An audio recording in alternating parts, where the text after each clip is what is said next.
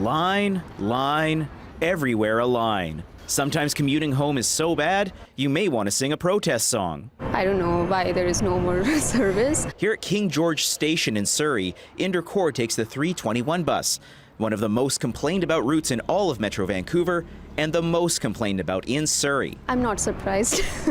It's very crowded. There's no space to stand also because there are so many people on this route.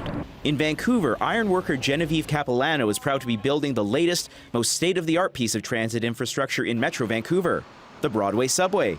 But until it's finished, she rides the busiest, most complained about piece of transit infrastructure in Metro Vancouver. 99 B line, UBC. The 99 B line. Oh man, it's like sardines in a can, for sure. It's just so crowded. People are waiting 2-3 buses to just get home. These are 2 of the 10 most complained about TransLink bus routes, and fixes may be a long ride away.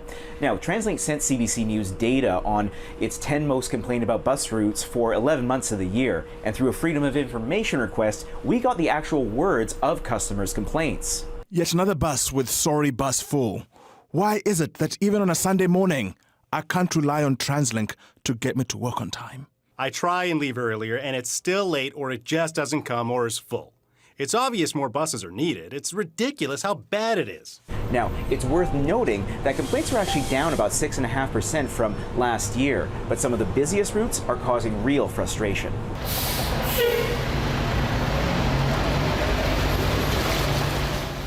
The 99 led the way with the most complaints.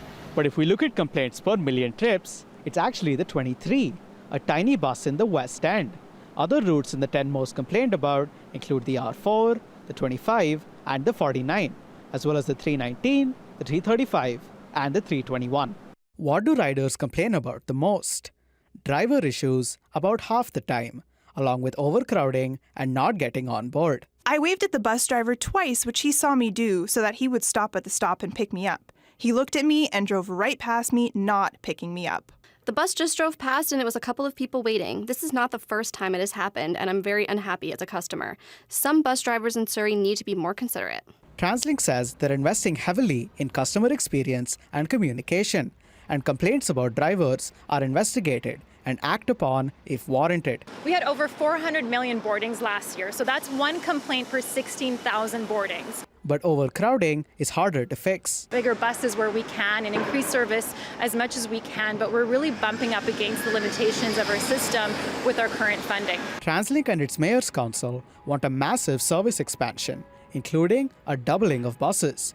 But the $21 billion plan is unfunded, and current revenues aren't keeping up with today's demands alone. You know, we essentially fall off a bit of a fiscal cliff starting in the beginning of 2026. And so we don't sit here with an ability to expand services now. Dennis Agar knows that firsthand. I saw the data and the numbers really rapidly rising about overcrowding. Agar worked at TransLink for 10 years, planning bus routes.